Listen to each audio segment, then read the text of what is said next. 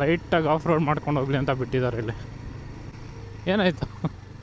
ಶೇಗೆ ಶೇಗೆ ಶೇಗೆ body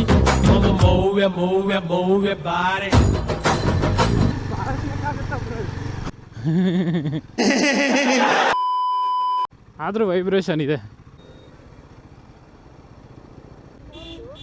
ಓ ಶಿಟ್.